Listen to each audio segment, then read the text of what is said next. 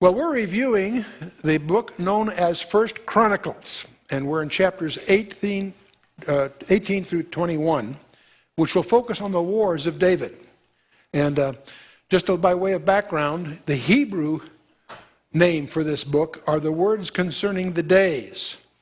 And Chronicles is considered one book in the Hebrew Bible, which is in a reckoning which sets up 22 books in the Old Testament, one for each letter of the alphabet.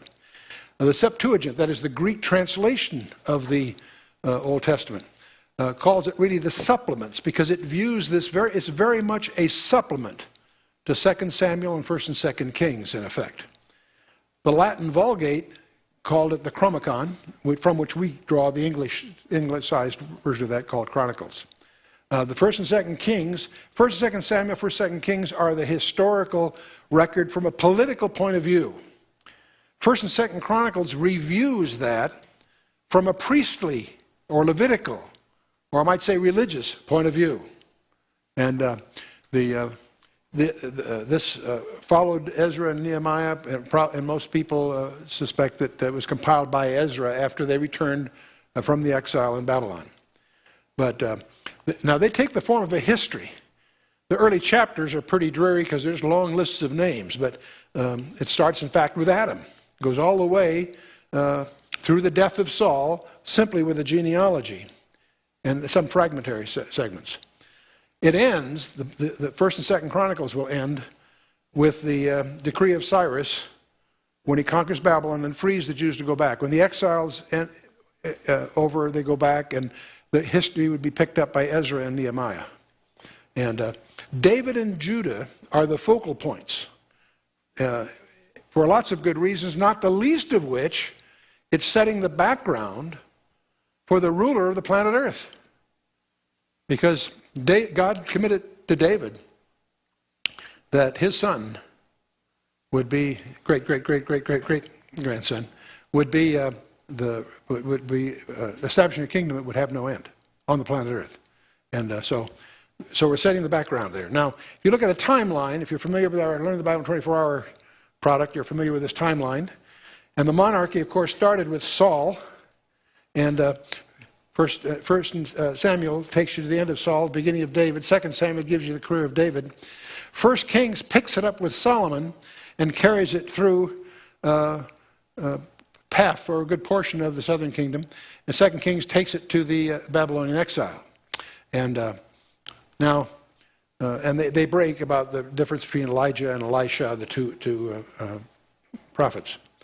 The book of Chronicles parallels, the first Chronicle really parallels pretty much 2 Samuel, as we'll see. But 2 Chronicles will carry it from Solomon to the end of the exile. And so the first Chronicles really is establishing the Davidic dynasty. But the 2 Chronicles takes it from the death of David on to the exile. So it's a parallel to the Samuel King's Chronicle.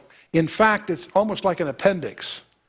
To really get the most out of this book, you should have already been through 2 Samuel and 1 2 Kings, because it has a lot more detail. But here the writer, the chronicler, selects certain things to amplify and emphasize. And it's surprising what he omits. And we'll get to that tonight, some of it. Now, the first 9 chapters of Chronicles is simply a genealogy. There are little nuggets in there, but it's pretty dreary reading because most of those names you have never heard of, and even if you research them, you'll find they don't have a lot of visibility in the Bible elsewhere. But one of the inferences we can draw is that God has a record of all his people. His people are numbered, and you're in that number, I trust, okay? Hope you trust, okay. The reign of David, then, is from 1 Chronicles 10 to 29. In other words, 1 Chronicles is the genealogies and the reign of David himself. The Davidic dynasty, starting with Solomon on, is what 2 Chronicles is all about. Solomon himself for the first 9 chapters, and the Davidic dynasty through to the end. And, of course, we're in this portion of the reign of David. It's a very summary recount. It's not a detailed recount. If you want the details, you go back to 1 Kings and so on. And so this is just another slice of that whole thing. Now, one of the things that we covered last time in the previous sessions is the Davidic covenant. It's detailed for you in 2 Samuel 7, but it's obviously recorded also in Chronicles, but we can't overemphasize its importance. That covenant affects everything that follows it, not only in the scriptures, of course, but also in all of mankind. The challenge of the world today is a challenge to that Davidic covenant, whether they realize it or not.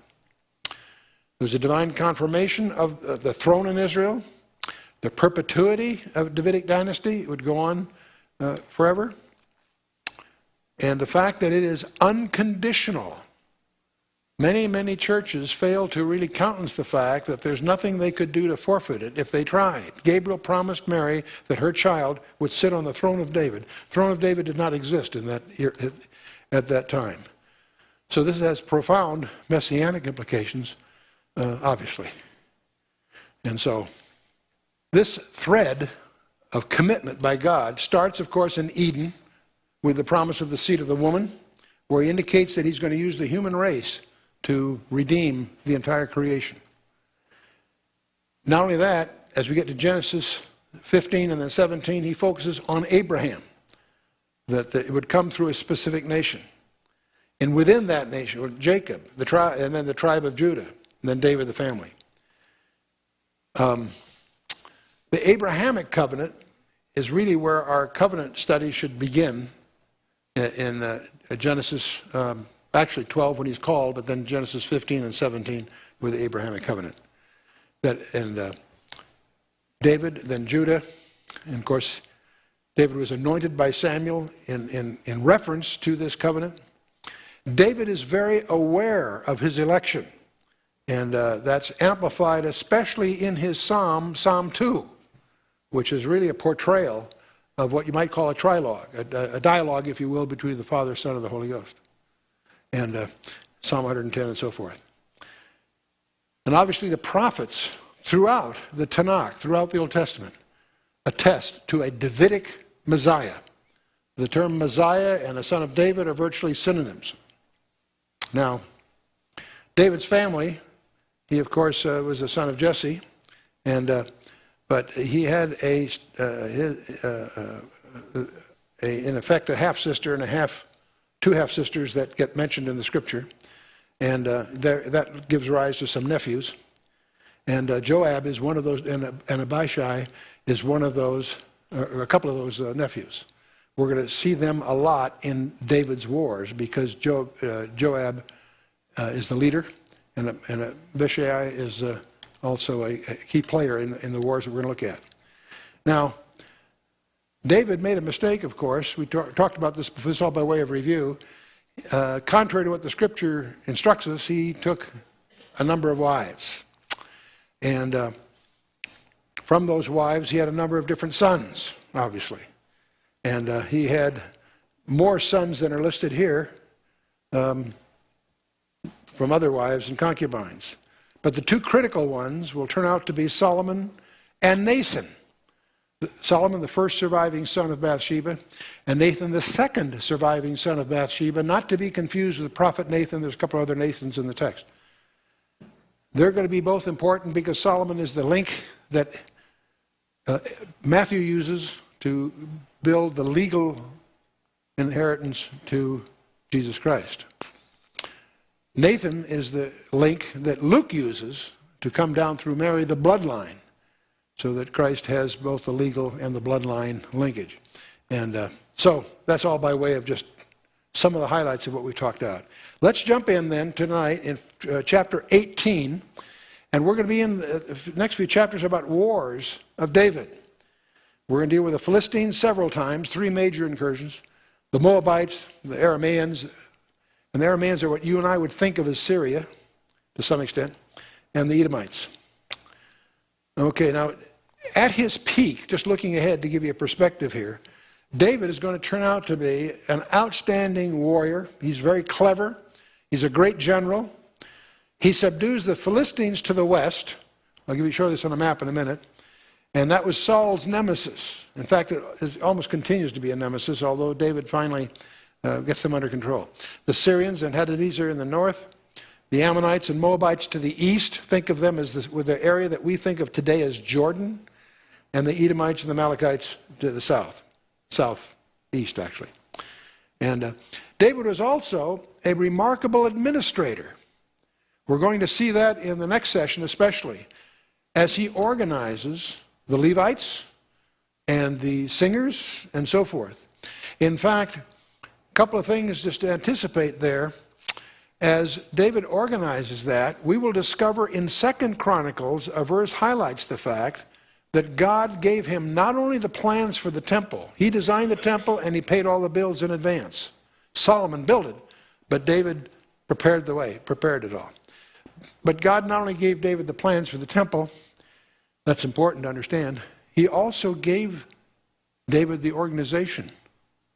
That's why we want to study that very carefully, because part of it has a profound, it creates a profound insight to the book of Revelation. And we'll talk about that when we get there. Now, as if that wasn't enough, David was also a major poet. He didn't just write poetry, he's one of the most prolific of their poets, and a songwriter.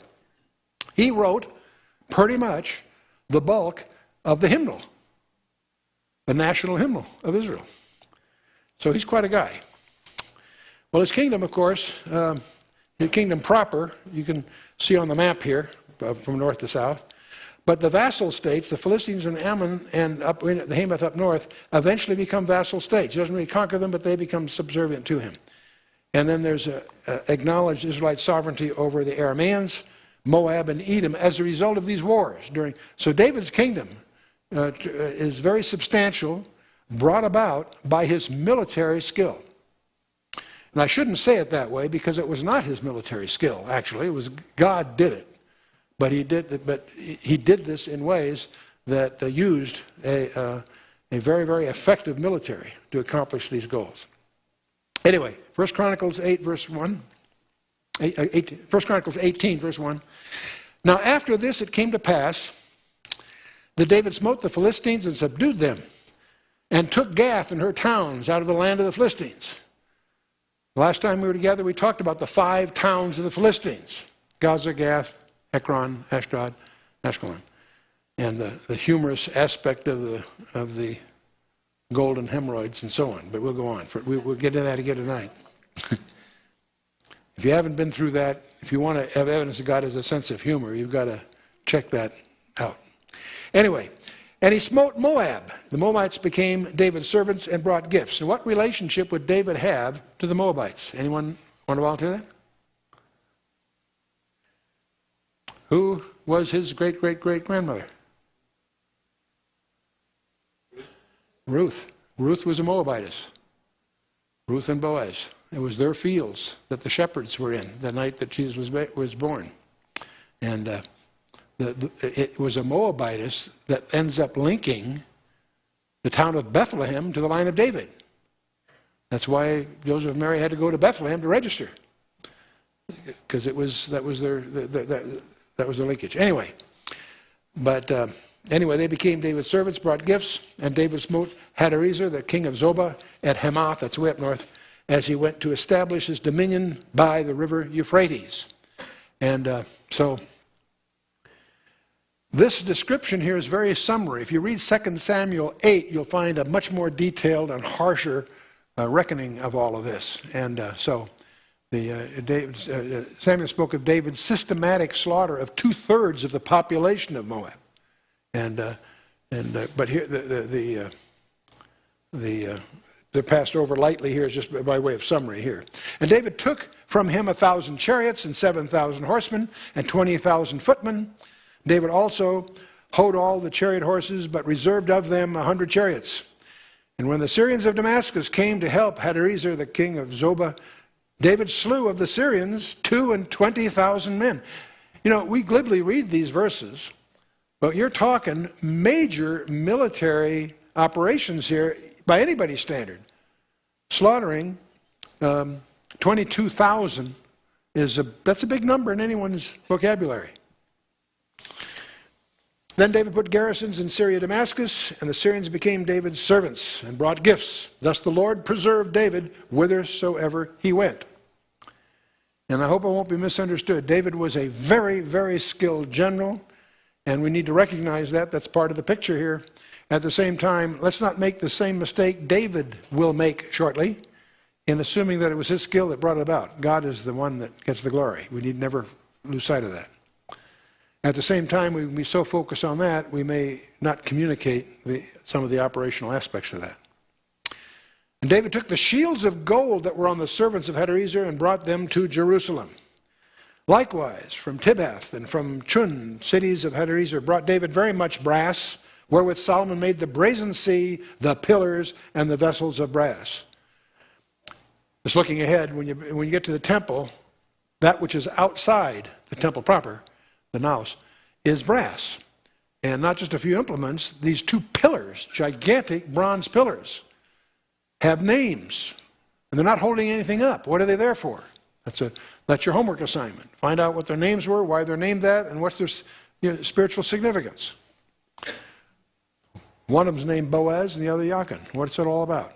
I'll leave that with you. We'll move on. Now when Tou, king of Hamath, heard how David had smitten all the host of Hadarezer, the king of Zobah, he sent Hadaram, his son, to King David to inquire of his welfare and to congratulate him because he had fought against Hadarezer and smitten him, for Hadarezer had war with Tou, and with him all manner of vessels of gold and silver and brass. Them also King David dedicated to the Lord, with the silver and the gold that he brought from all these nations, from Edom, from Moab, and from the children of Ammon, and from the Philistines, and from Amalek. Moreover, Abishai, the son of Zeruiah, slew of the Edomites in the valley of the salt 18,000. It's going to go on here a little bit. But it's interesting that David takes everything that he gets and dedicates it to the Lord, pretty much. And it's interesting that he has his nephew, Abishai is one of the military commanders. Joab is the big guy, but Abishai is going to be very prominent here. And he gets the credit for the Edomites in the Valley of Salt with 18,000, and put garrisons in Edom, and all the Edomites became David's servants. Thus the Lord preserved David whithersoever he went. See, the chronicler isn't detailing the operations, or he's summarizing the conquest to give you, he's setting the groundwork here to understand David is reaching his peak. This is a way of trying to cover that. So David reigned over all Israel and executed judgment and justice among all his people. That's a very, very profound, important verse. Good guy. And Joab, the son of Zeruiah, was over the host, and Jehoshaphat, the son of Ahilud, the recorder. And Zadok, the son of Ahitub, and Amalek, the son of Abiathar, were the priests, and Yavsha was the scribe, and Benaiah, the son of Jehoiada, was over the Cherethites and the Pelethites, and of the sons of David were the chief about the king. So we constantly get the military lineup, which is important for the chronicler, but unless they have special significance, we won't take a lot of time on them. We'll get to the background of a few of them as we go. Chapter 19, we're going to double back on the Ammonites here. Now it came to pass after this that Nahash, the king of the children of Ammon, died. And that's interesting enough, the same way this topic was introduced in Samuel. They used the same approach when that king died. And his son reigned in his stead. David said, I will show kindness unto Hanun, the son of Nahash, because his father showed kindness to me. And David sent messengers to comfort him concerning his father. This is going to be a strange event here. So the servants of David came into the land of the children of Ammon to Hanun to comfort him. Sounds good so far, doesn't it? He had a friend that just died. His son's there. He's going there, sending his messengers to comfort him. But the princes of the children of Ammon said to Hanun, thinkest thou that David doth honor thy father, that he hath sent comforters unto thee? Are not his servants come unto thee for to search, and to overthrow, and to spy out the land? Wherefore Hanun took David's servants and shaved them. To a Jew, that's a sign of disgrace. The razor was not to touch their head. Shaved them and cut off their garments in the midst, hard by their buttocks, and sent them away. not a very hospitable way to treat ambassadors of the king. Then there went certain and told David how the men were served, and he sent to meet them, for the men were greatly ashamed. And the king said, "Tarry at Jericho until your beards be grown, and then return." I assume also they probably got some new uniforms, but in any case. And when the children of Ammon saw that they had made themselves odious to David, Hanun and the children of Ammon sent 1,000 talents of silver to hire them chariots and horsemen out of Mesopotamia, and out of Syrian Machach, and out of Zobah. Mesopotamia is far to the east. The term means between the two rivers, between the Euphrates and the Tigris. And so they might have been done better to send that 1,000 talents to David as an apology. But rather, they used that money to hire mercenaries, so to speak, to help them. So they hired 30 and 2,000 chariots. That's a lot of chariots. And the king of Machach and his people, who came and pitched before Medeba. And the children of Ammon gathered themselves together from their cities and came to battle. And when David heard of it, he sent Joab and all the host of the mighty men. Now we've been through those several groups of 30 that were the elite, the Republican Guard, if you will, or whatever. And the children of Ammon came out and put the battle in array before the gate of the city, and the kings that were come were by themselves in the field. Now when Joab saw that the battle was set against him before and behind, he chose out of all the choice of Israel and put them in array against the Syrians. That's the one he sweated first. And the rest of the people he delivered into the hand of Abishai his brother, and they set themselves in array against the children of Ammon. So it's Ammon to the south, Syrian to the north. And he said, "If the Syrians be too strong for me, then thou shalt help me. But if the children of Ammon be too strong for thee, then I will help thee. But be of good courage, and let us behave ourselves valiantly for our people and for the cities of our God. Let the Lord do that which is good in his sight." And Joab and the people that were with him drew nigh before the Syrians unto battle, and they fled before him. So they had confidence in the Lord. That's where the confidence should rest. And the Ammonites retreated to the security of their fortified city at Ramah. And when the children of Ammon saw that the Syrians were fled, they likewise fled before Abishai's brother and entered into the city. That's their fort, if you will. Then Joab came to Jerusalem. And when the Syrians saw that they were put to the worst before Israel, they sent messengers and drew forth the Syrians that were beyond the river. And Shochach and the captain of the host of Hadarezer went before them. And it was told David, and he gathered all Israel and passed over the Jordan and came upon them and set the battle in array against them. So when David had put the battle in array against the Syrians, they fought with him. But the Syrians fled before Israel. And David slew of the Syrians 7,000 men which fought in chariots, and 40,000 footmen, and killed Shochach and the captain of the host. When the servants of Hadarezer saw that they were put to the worst before Israel, they made peace with David, high time, and became his servants. Neither would the Syrians help the children of Ammon anymore. That became a problem between them, I suspect. Okay, well, let's get back to the Philistines in chapter 20. It came to pass that after the year was expired, at the time that kings go out to battle, Joab led forth the power of the army and wasted the country of the children of Ammon and came and besieged Rabbah. But David tarried at Jerusalem, and Joab smote Rabbah and destroyed it. Now it's interesting, this is where, if you are going to deal with David staying at Jerusalem while Joab is out there fighting, this is where you would expect to see an account of the business with Bathsheba. If you want to read that, you've got to go back to 2 Samuel. 2 Samuel 11. It's interesting that the chronicler didn't deal with that, because from his point of view, that was a personal sin. It was something God forgave him. And your sins will be remembered no more, and so forth. So it was not regarded as material to the purpose of the chronicler, which of course is to establish the background to the Davidic dynasty.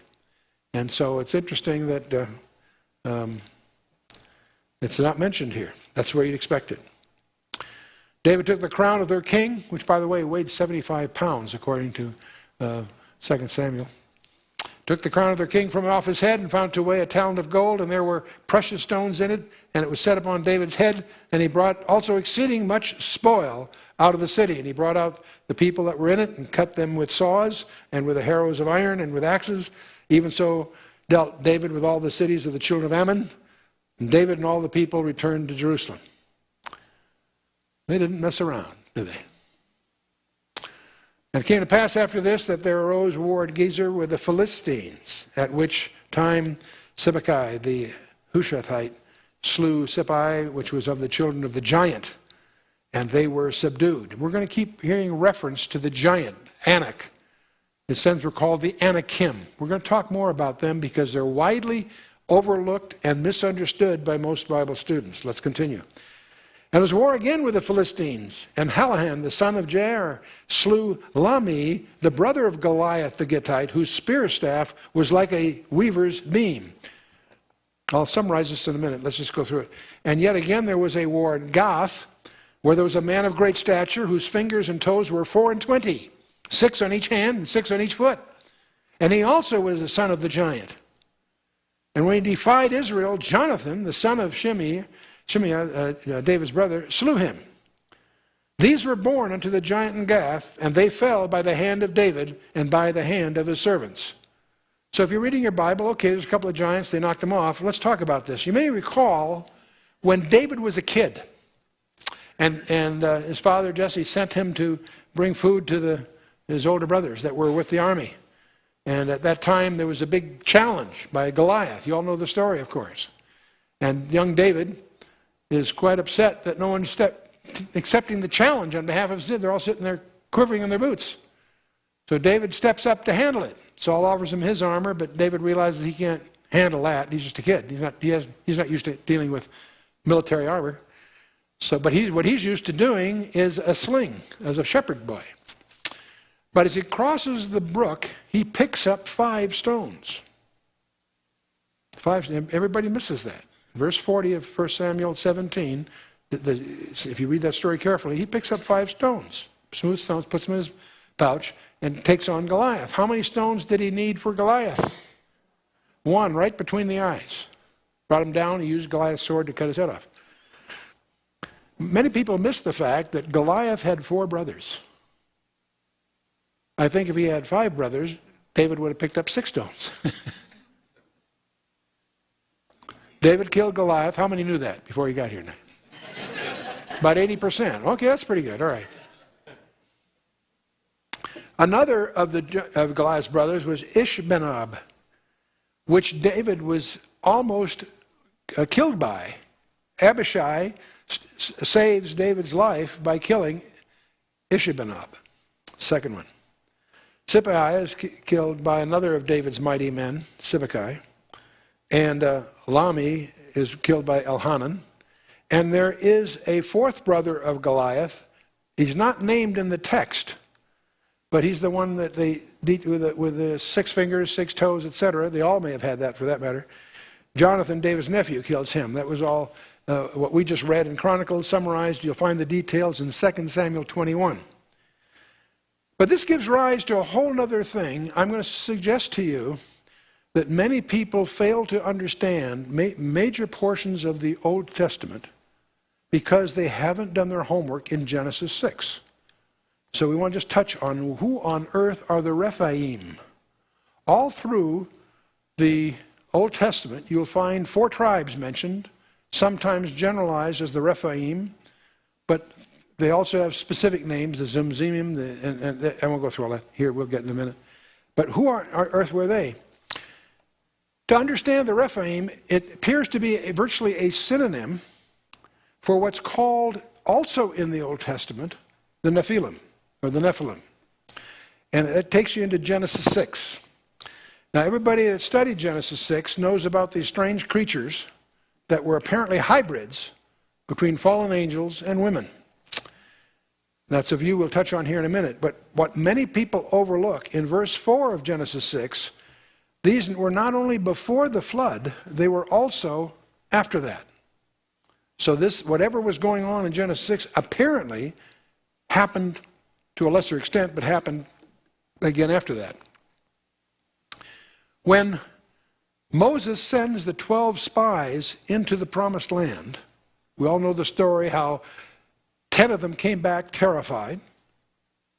2 of them, Joshua and Caleb, said, hey, the Lord's on our side, let's go get it.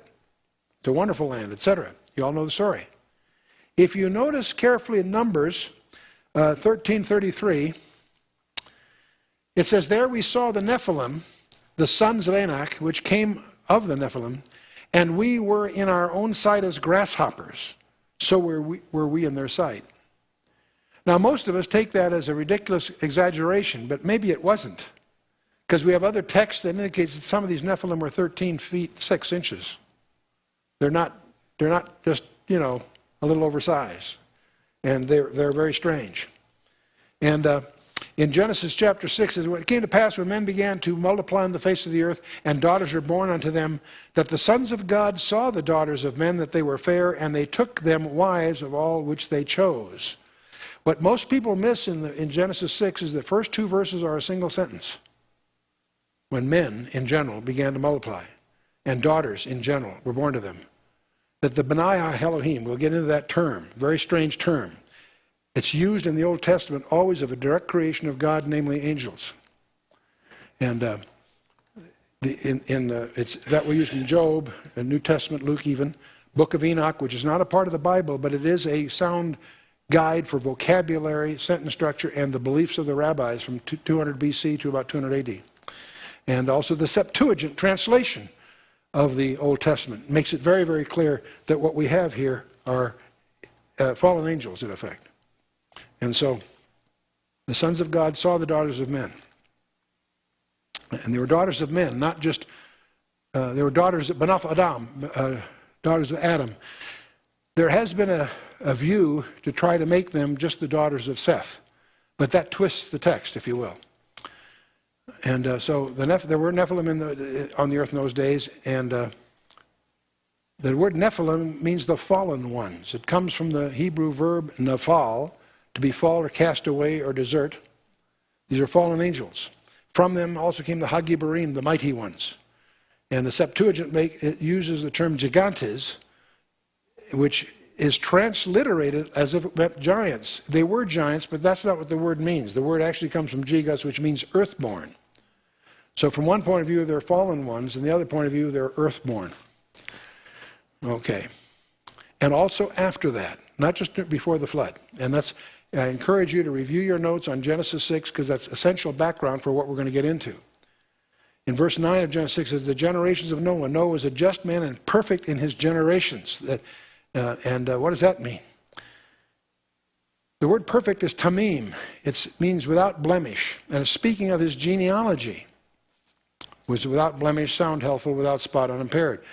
One of the distinctives of Noah was that he was unblemished by these shenanigans that Satan had undertaken to try to corrupt the human race to prevent a Messiah.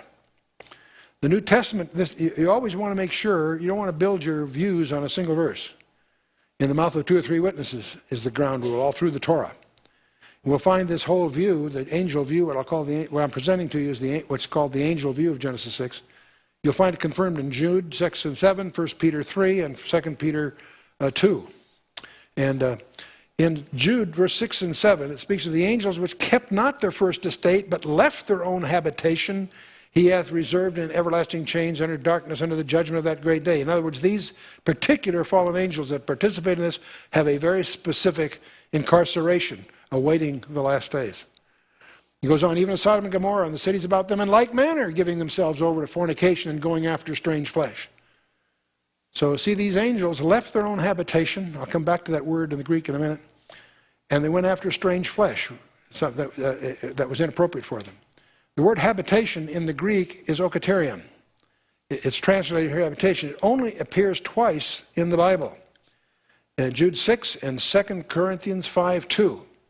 In Jude 6, of course, it's referring to that which the fallen angels disrobed from. In 2 Corinthians 5, verse 2, it's the estate that you and I aspire to in our resurrection bodies.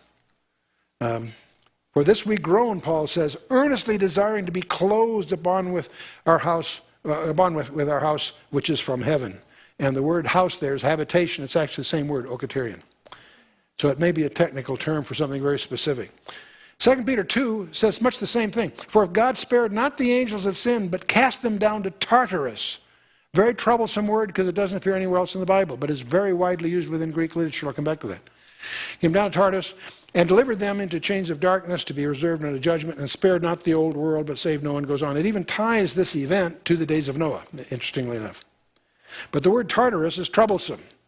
It's translated hell, typically in your Bibles, but it's actually a Greek term for a dark abode of woe, a pit of darkness in the unseen world.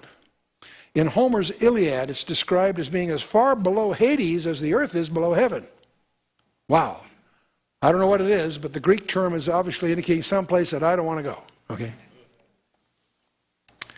It's interesting how this view is embodied in the mythology of every ancient culture on the planet Earth. The Greek Titans, partly terrestrial, partly celestial, those are Nephilim. They rebelled against their father Uranus in their mythology. After prolonged contest, they were defeated by Zeus and condemned into Tartarus. That's where that word occurs in their mythology. The angel view is the view that's held by the typical rabbinical literature.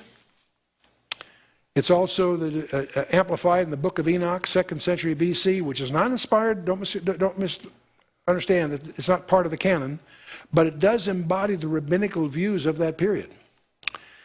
In the testimony of the 12 patriarchs, likewise, Josephus Flavius and the Septuagint all endorse, support this view that I mentioned. The early church fathers, Philo, Justin Martyr, Irenaeus, and the rest of them. Modern scholarship, G.H. Pember, D. Hahn, McIntosh, Dillich, Gabelin, Pink, Barnhouse, Morris, Unger, Fruchtenbaum, and some other of our contemporaries that are conservative scholars see the same view. Not all, some have a different view. There is a view that's more comfortable that's taught in most seminaries, strangely enough, called the Sethite view, which argues that what's really in view here, that the sons of God were the godly line, the line of Seth, and what they did, they intermixed with the line of Cain and so forth, and they try to, they have a whole thing they try to build out of that. Well, the problem with it is, let's twist the text itself. It also implies that they were meant to keep separate, the line of Seth and line of Cain. Separation doesn't come for 11 chapters later. It implies that the Sethites were the godly ones, and Cain not so. That's got it backwards, because the first one to defy God was the son of Seth, Enosh. And it also infers that a Cainite subset of the Adamites, that the Cain-and-Abel distinctives are not implied in the text. But the main problem it has, the Sethite view doesn't explain why the offspring would be supernatural or unnatural. When a believer and unbeliever marries, their kids may be monsters, but they're not monstrous. They don't have 6 fingers and big and all that stuff. So there's no explanation for that. The Sethite view ignores the New Testament confirmations of this, but the reason I'm getting into this tonight is you will not understand a lot of the post-flood issues unless you understand that there were Nephilim, not as extensive as that brought on the flood of Noah. But when God told Abraham, Genesis 17, that his descendants, after 400 years, would come back to this land, that gave Satan 4 centuries to lay down a minefield. And there were certain tribes that Joshua was instructed to wipe out every man, woman, and child of certain tribes. As a New Testament reader, you read that and it's hard to take, because we don't understand the problem. It's a gene pool problem. And so those are issues. And then it raises other questions. Who built the ancient monuments? The Great Pyramid of Giza, Stonehenge in Britain. These are all issues. The Circle of Rephaim.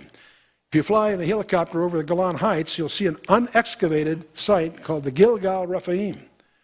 And it has yet to really be discovered in any serious terms, but it's believed by those that have looked at it that it was built by the Rephaim some more than 4,000 years ago. 5 circles containing 20-ton stones, dated about 3,000 BC, I guess I should say 5,000 years ago, built on a flat plateau. It's only visible, like I showed you, from the air. From the ground, it doesn't look like much. And we had a chance to go on a 4x4 up there with some friends and had a chance to look at it. So it's the post-flood Nephilim that we're dealing with. They're called the Rephaim, the Emim, the Horim, the Zamzumim. These are different labels by the Moabites, the Edomites, the Ammonites, of these tribes. They're mentioned in Genesis 14, 15, elsewhere. Then we have Arba and Anak and his 7 sons, known as the Anakim, that were encountered in Canaan. In Numbers 13, we looked at that. Og, the king of Bashan, is known as the king of the giants. And Bashan, what we call the Golan Heights up there, was their domain, and Og was their king. And of course, Goliath and his 4 brothers are part of the picture, and that's what gives rise to this insert that I've chosen to insert here. There's a little verse in Isaiah 26 that in the English doesn't quite reach you, but it says, "They are dead, they shall not live, they are deceased, they shall not rise, therefore hast thou visited and destroyed them and made all their memory to vanish." What's he talking about? The word deceased there is the Rephaim. This implies the Rephaim are not eligible for resurrection. Why? Because Christ did not become a Rephaim and die for them. They're a strange creature. That's also one of the reasons I hold the view that a clone, when they argue about human clones, I don't believe a human clone can be saved because they're man-made. Anyway, Satan had a lot of stratagems. In Genesis 6, he corrupts Adam's line in the hope of preventing a Messiah. As God calls Abraham, Abraham's seed are singled out by Satan as a target. The famine in Genesis 50, the destruction of the male line in Exodus 1. Pharaoh's pursuit, after he says, go, you can go ahead and go, he changes his mind, goes after them to try to wipe them out. These are satanic attempts to try to wipe out God's plan. The population of Canaan. And as God now focuses on David, as the Messiah is going to be a son of David, that allows Satan now to focus his attack on the house of David.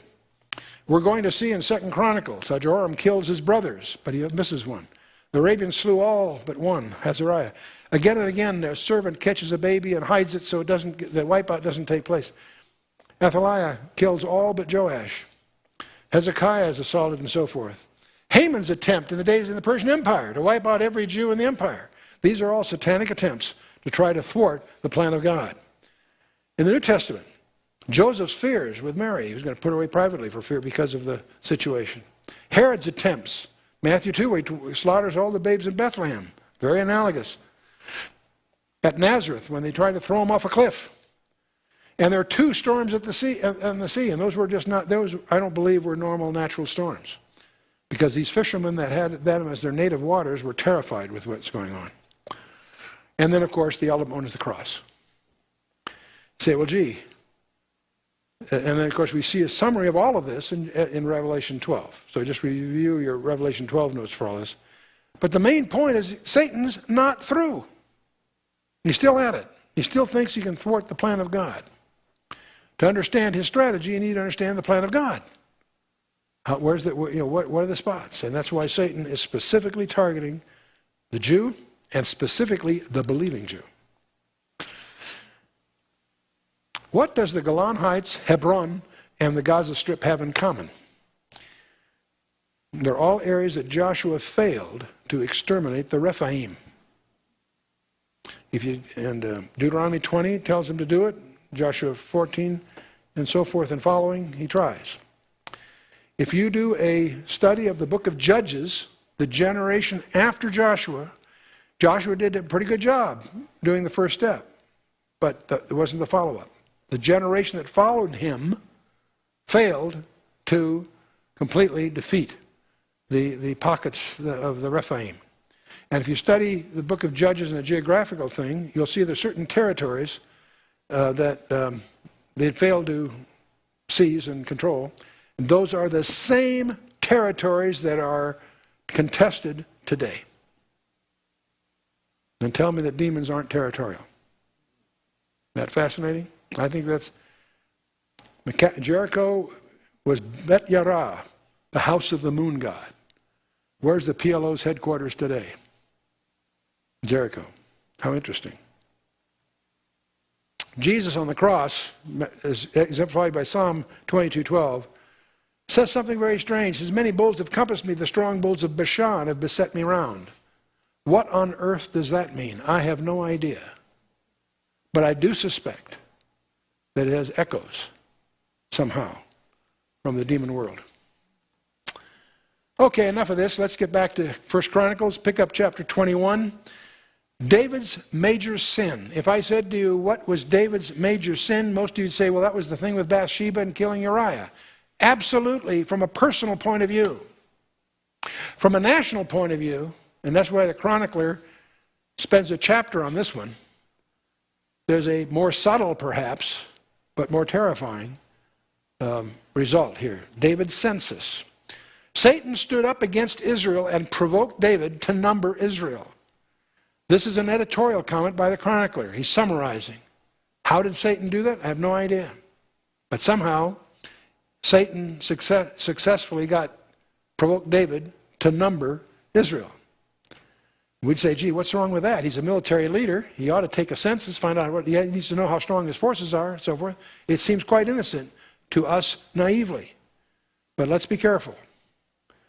And David said to Joab and to the rulers of the people, go, number Israel from Beersheba even unto Dan, and bring the number of them to me, that I may know it. Beersheba is way to the south, very deserty.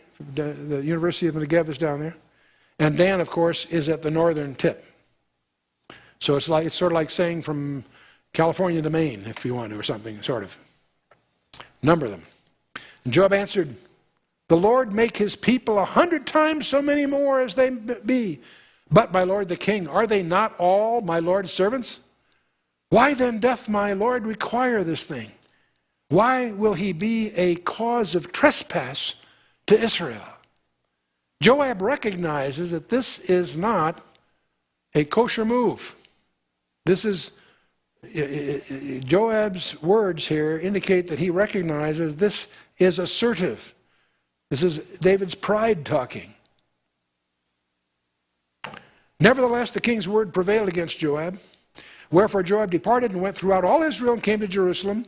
And Joab gave the sum of the number of the people unto David. And all they of Israel were 1,000, and 100,000 men that drew the sword. Wow. And Judah was 400, 70,000 men that drew the sword. It's using the word Israel here for the northern bunch in addition to Judah. Okay. 1,100,000 in the north, virtually 500,000, 470,000 in Judah itself. David has, Moses took a census, the book of Numbers. He was told to, and he did.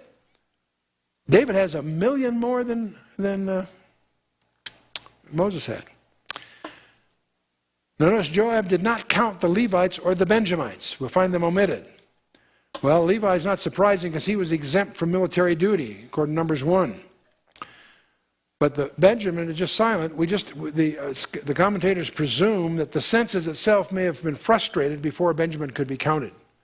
Joab's heart was probably not in it, and it was a resistant kind of thing. In any case, Benjamin's not counted here. Because David's command was repulsive to Joab, as we noticed. Now, if you go to the Samuel account, these don't quite jibe. The Samuel account indicates that there were 800,000 combat troops in Israel and 500,000 in Judah. Now, the NIV picks up a little on this, that the 1.1 in Chronicles was all Israel, included the 470,000 of Judah. That would give a total of 630,000 for Israel proper. So that gets a little closer. The 800,000 in 2 Samuel 24:9 might include an estimate of 170,000 Levites plus 630 other Israelites. That's another. These are all different commentators try to reconcile that the numbers don't quite jibe between the two. The 500,000 Judeans of 2 Samuel could also include an estimated 30,000 Benjamites who were not counted by the chronicler. These are all ways to try to reconcile the discrepancies. Another way to look at it is the chronicler's grand total of 1,000,001 may have included a standing army of 300,000, thus reducing the total to 800,000 given in 2 Samuel. And that helps explain why the chronicler detailed all those leaders of the top military guys, the standing army. The 500,000 Judeans given in 2 Samuel may have included 470 of the First Chronicles, along with a standing army of about 30,000. So these are all attempts to reconcile the discrepancy. But moving on in Chronicles, but Levi and Benjamin counted he not among them, for the king's word was abominable to Joab. And God was displeased with this thing, therefore he smote Israel. David said unto God, I have sinned greatly, because I have done this thing. But now I beseech thee, do away the iniquity of thy servant, for I have done very foolishly. This is the winning thing about David. When he makes a mistake, he acknowledges it and repents of it. Even with Bathsheba, when called on it, he repented of that. That's why God could say of David, there's a man after my own heart. Not because he was perfect, he made mistakes, but he repented of them, he owned them, he did what he could to make them right. What was David doing wrong? Well, because he was not delighting in the Lord. He was delighting in his own might, taking pride. Pride is always the enemy, and it's the vulnerable trap for every one of us. So the thing that motivated him to number the people was the sin, an awful sin, of unbelief.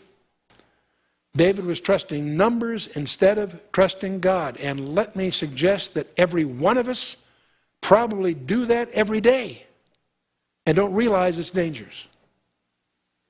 If we're confronted with an adulterous situation, it's pretty black and white, we understand that that's wrong.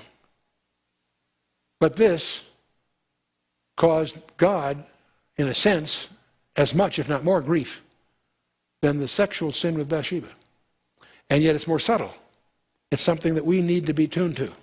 That's probably the main lesson of this session. Thus saith the Lord, let not the wise man glory in his wisdom. I'm quoting here from Jeremiah 9, just to give you perspective. Thus saith the Lord, let not the wise man glory in his wisdom, neither let the mighty man glory in his might, let not the rich man glory in his riches. But let him that glorieth glory in this, that he understandeth and knoweth me, that I am the Lord which exercise loving kindness, judgment, and righteousness in the earth. For in these things I delight, saith the Lord. Amen. So continuing in Chronicles, the Lord spake unto Gad, David's seer, saying, go and tell David, saying, thus saith the Lord, I offer thee 3 things to choose thee, one of them, that I may do it unto thee. So Gad came to David and said unto him, thus saith the Lord, choose these. So here's what we call Hobson's choice. Here are the 3 that David had to pick from. Either 3 years of famine, oh boy, on the whole nation, man. Or 3 months to be destroyed before thy foes, while the sword of thine enemies overtaketh thee. Ouch. 3 months of victory, military defeats. Or else 3 days, the sword of the Lord, even the pestilence in the land, and the angel of the Lord destroying throughout all the coasts of Israel. Now therefore advise thyself what word I shall bring again unto him that sent me. Man, what would you choose? Those are tough choices, right? David said unto Gad, I am in a great strait. Let me fall now into the hand of the Lord. For very great are his mercies. But let me not fall into the hand of man. So he chose to get it directly from God rather than from his enemies or that sort of thing. So the Lord sent pestilence upon Israel, and there fell of Israel 70,000 men. Boy. God sent an angel to Jerusalem to destroy it, and as he was destroying, the Lord beheld, and he repented him of the evil, and said to the angel that destroyed, it is enough, stay now thine hand. And the angel of the Lord stood by the threshing floor of Ornan the Jebusite. The angel of the Lord. Now, many scholars identify that phrase with a pre-incarnate appearance of Jesus Christ. And I'm not here to demean that. I'm not here to promote it. Just to let you aware of it. That is the view of a number of conservative scholars. There are places in the Scripture where I do suspect it is the pre-incarnate Christ. Is that what's going on here? I really don't know. I really don't know. You can get into these theological debates, but we'll pass on that for our purposes. And David lifted up his eyes and saw the angel of the Lord stand between the earth and heaven, having a drawn sword in his hand stretched out over Jerusalem. And then David and the elders of Israel, who were clothed in sackcloth, fell upon their faces. And David said unto God, Is it not I that commanded the people to be numbered? Even I it is that have sinned and done evil indeed. But as for these sheep, what have they done? Let thine hand, I pray thee, O Lord, my God, be on me and my father's house, but not on thy people, that they should be plagued. The angel of the Lord commanded Gad to say to David that David should go up and set up an altar unto the Lord in the thrashing floor of Ornan the Jebusite. David went up at the saying of Gad, which he spake in the name of the Lord, and Ornan. Now Ornan was a Jebusite, by the way. David had conquered the city, but this guy was a friend of his, turned out to be. A number of reasons to believe that. And so he's a Jebusite. But he's watching this all go on. He's pretty impressed. See, Ornan turned back and saw the angel. And his 4 sons with him hid themselves, I can imagine. Now Ornan was thrashing wheat. It's a thrashing floor, that's what you expect. A thrashing floor, by the way, so you understand what we're talking about, is a saddleback. It's not the peak of a mountain, it's typically a saddleback situation in which there's a prevailing breeze. And what you did at harvest time is you took the wheat and thrashed it and threw it up in the wind. The grain, which is a little heavier, would fall downwind a short distance. But as you did this right, the chaff, which is lighter, would fall downwind further. If you did this skillfully, you would end up with 2 piles. The nearer pile you'd bag for market and guard. The second pile you'd burn to keep away the vermin. And you typically did this in the evening as a celebration, like a great big pizza party kind of thing. Okay? But a thrashing floor was a very coveted piece of ground in that culture because that's where you would thrash the wheat. It was typically a saddleback situation. Not necessarily at the top of the hill, it's in a saddleback. Anyway, so he was thrashing wheat, and as David came to Ornan, Ornan looked and saw David and went out of the thrashing floor and bowed himself to David with his face to the ground. And then David said to Ornan, grant me the place of this thrashing floor that I may build an altar therein unto the Lord.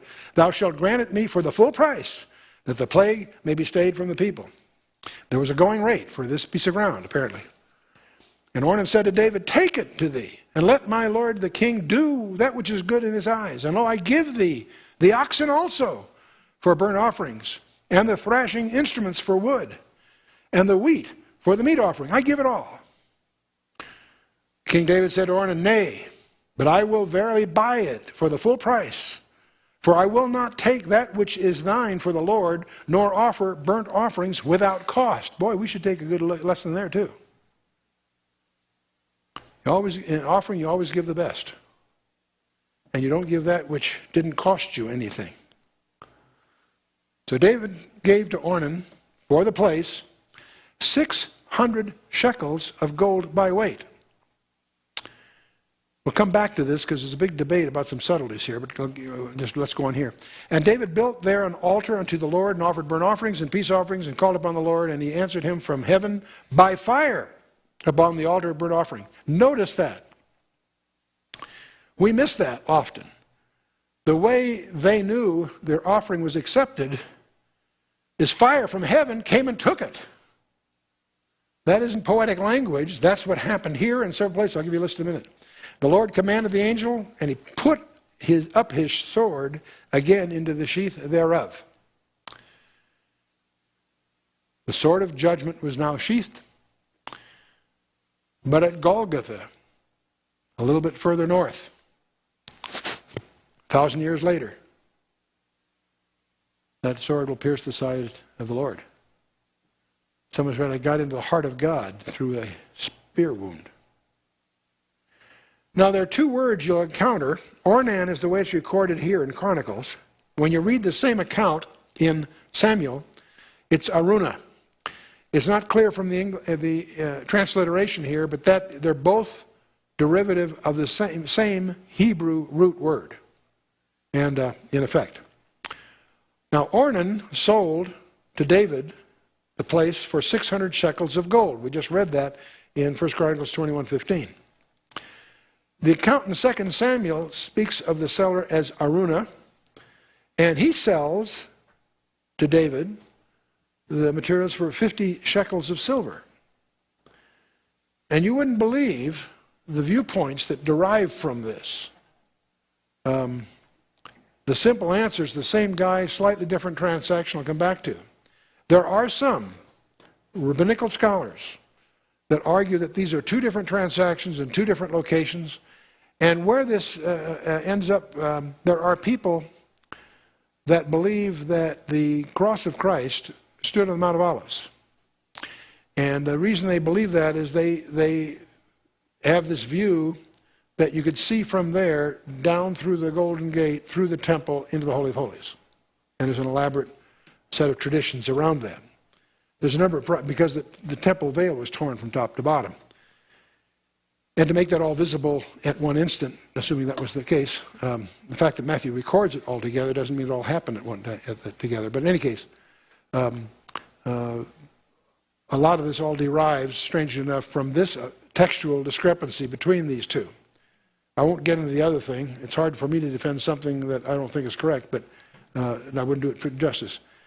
But the general view of most conservative textual scholars is that Aruna and Ornan are the same guy, slightly different accent in terms of the Hebrew derivation of it. But what David bought for 50 shekels of silver was the floor itself and the oxen and the tools, the package, the threshing floor. Apparently he then, maybe in a subsequent discussion, bought the whole site for 600 shekels of gold. That's the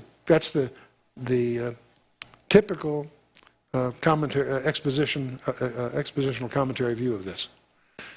That the 600 shekels of gold, obviously a much larger price, was for the entire site. So, now Aruna was one of David's chief friends and spared by him when he took the citadel. And this is, you'll find in Josephus, in his Antiquities of the Jews, chapter 7, verse 13, etc. To familiarize yourself a little bit with the topography, Mount Moriah is actually a ridge system. And this shows you Solomon's walls that'll come later. North is to the top. Mount Zion is the mountain to the west, and Mount of Olives a mountain to the east. So visualize three mountain ranges. Between the Mount Zion and Mount Moriah is the Tyropoeon Valley. Between Mount Moriah and the Mount of Olives is the Kidron Valley, and to the south is the Hinnom Valley. And they all show prominently. And the city of David is down at the southern end. It's about 600 meters above sea level. And the thrashing floor is at a saddleback, but it's not at the peak yet. And the Gihon Spring is also there, and they have Hezekiah made an underground tunnel so you could get to the pool of Siloam and so forth. Now let's take a look at this on a topo map a little more accurately. And Mount Zion is to the west, Mount of Olives to the east, and the ridge system, the high point of that ridge system, is between those two, with the Kidron Valley to the east, the Tyropoeon Valley to the west, and the Hinnom Valley to the south. Salem, the Jebusite city that David conquers, is at the southern part of this ridge system. The thrashing floor of Aruna which is what later becomes the Temple Mount. We're going to deal with that in the next chapter. But that's about 741 meters above sea level. A little further to the north is the peak, a place called Golgotha. And I believe that's where Abraham offered Isaac, and that's also where another father offered his son some 2,000 years later. And this is just an amplification of the same thing to give you a little tighter perspective. Fire from heaven. That's the way Abel knew his offering was accepted and Cain knew his wasn't, in Genesis, I believe. Fire from heaven is when the tabernacle was first set up in Leviticus 9. David's repentance here, the fire from heaven is specifically called for. When the temple is ultimately consecrated under Solomon, 2 Chronicles 7, you'll see it happen again. Fire comes from heaven in judgment. Sodom and Gomorrah had fire from heaven. Elijah called down fire from heaven on several occasions, the 50s and then Carmel and all that. And of course, after the millennium, after a 1,000-year reign, again Satan's loosed, again there's another Gog-Magog event, and fire from heaven deals with that in Revelation chapter 20, verse 9. Fire from heaven will also be called down by the false prophet, Revelation 13:13. Now that's going to be a grabber. So, Let's finish this up. At that time when David saw that the Lord had answered him in the threshing floor of Ornan the Jebusite, he sacrificed there. Tabernacle of the Lord, which Moses made in the wilderness, and the altar of the burnt offering were at that season in the high place at Gibeon. But David could not go before it to inquire of God, for he was afraid because of the sword of the angel of the Lord. I can understand that. So he began to worship at this site regularly, that is the threshing floor that he purchased, and that becomes then the site of the temple. It's going to be very, very prominent. It's important for us to learn the lesson that David learned. What did David learn? Well, he reflects it in Psalm 118. It's better to trust in the Lord than to put confidence in man. It's better to trust in the Lord than to put confidence in princes. Oh, in thee, O Lord, do I put my trust. Let me never be put to confusion. That's his lesson. What's our lesson? What do we carry away from this? We need to ask ourselves these questions. Do I really trust God? I think God finds a different way every day to say, hey, do you really trust me? That's the whole issue. Do we really believe God? The writer of Hebrews tells us that without faith it is impossible to please him. Lord Jesus said that when the Holy Spirit would come into the world, he would convict the world of sin. Really? What kind of sin? Because they believe not on me, in John 16. For whatsoever is not of faith is sin. Oh boy. Whatever you're doing that's not of faith is sin. Think that through. Read 1 Chronicles 22 to 25 for the next session.